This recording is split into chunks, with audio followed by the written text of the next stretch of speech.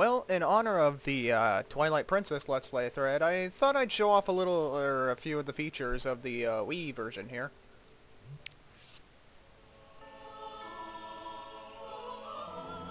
You know, I really hate that opening. I don't know, it just sounds like some lady spazzing out trying to sing the Zelda theme song. At least I always thought. And of course, this is the biggest difference here, because obviously if you're waggling your wrist around trying to swing the sword, you're going to break something.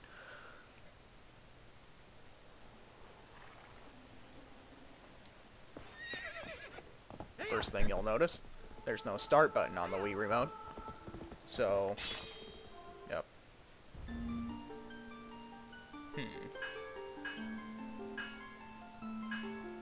Wonder why this one migrated to the first one. Wait, these aren't mine. What the hell's going on here?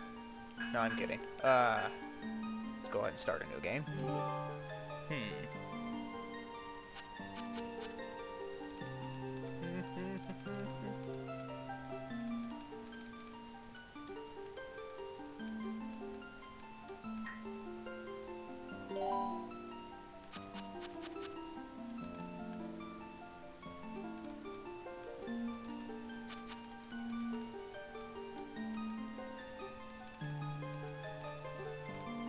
Come on, you know it to be true.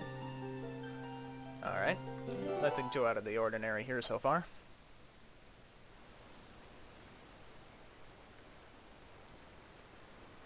Yep, it's pretty similar actually. There's not a huge difference between the versions.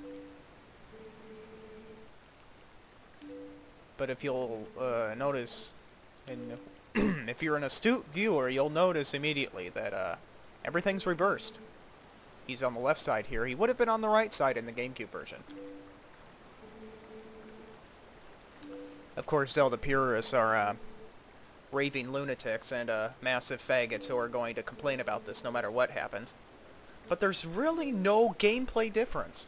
I've played both versions, and okay, I've only briefly played the GameCube version, but you're not going to notice a huge difference here pretty much at all. And of course, dead air here is awesome.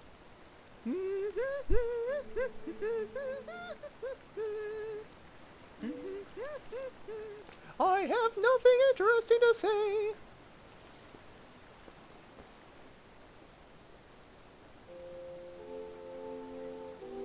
Yep. That sure is a horse.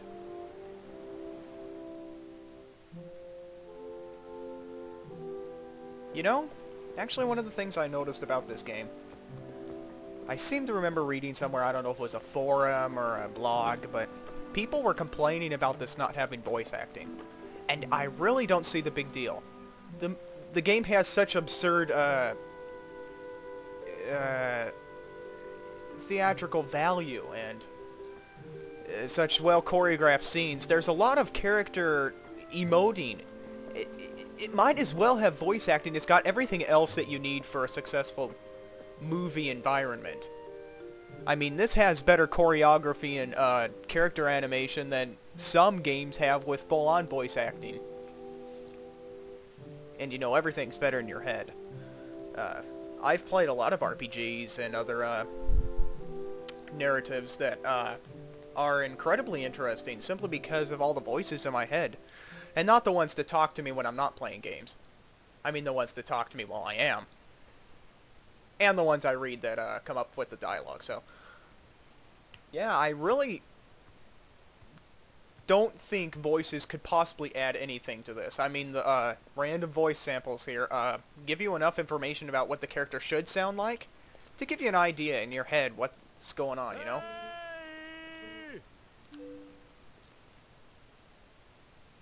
Here we have our Jewish friend.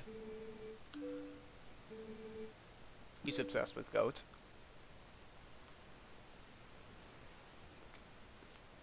And apparently Link is too, if you'll notice. There are goat horns all over his house.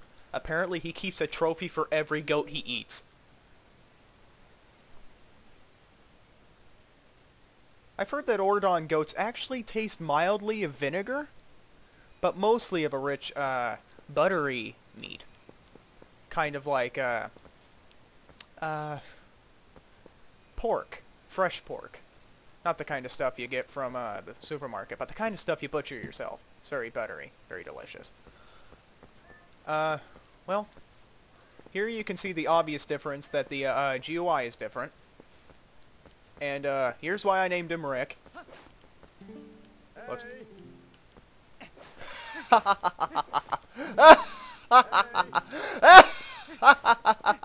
Fuck the internet. Alright, let's see, which way do I need to go here? Yeah, you'll notice we're going to the, right here instead of the left, like in the GameCube version. Actually, I'm going to go ahead and reset the software here so I can show you a few of the other key control differences, because it's hard to show off here at the beginning of the game.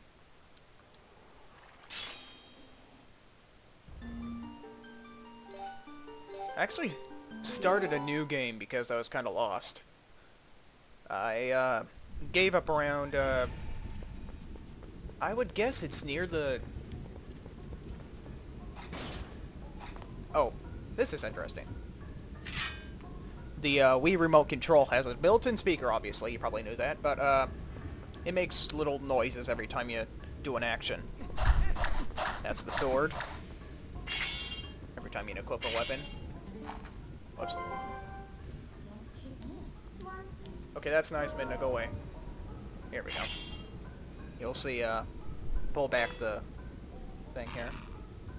You also get a noise. But, this makes the game probably the superior version, the controls. There's really no reason. You have to shake the remote to use your sword, or anything else that uses the same button. But, this is what makes it superior. It's the same thing that makes the Resident Evil 4 Wii Edition superior to the GameCube version and the PlayStation 2 version, especially since it's got all the same features. Yeah, it's incredibly easy to aim at things. And do it quickly. Same thing with the boomerang. Let's see,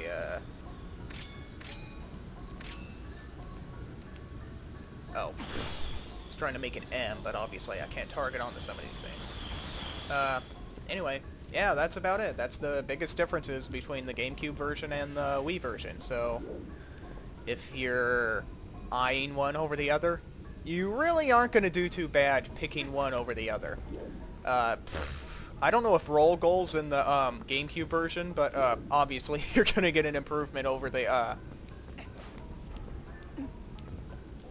GameCube version because of the controls are specially designed to take advantage, as are the fishing controls, I think.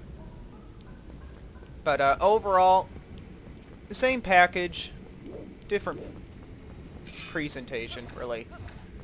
Or probably same presentation, different package, I'm sorry. But really, you're not going to see anything majorly different here, so... Yep, that's about it. I regret nothing!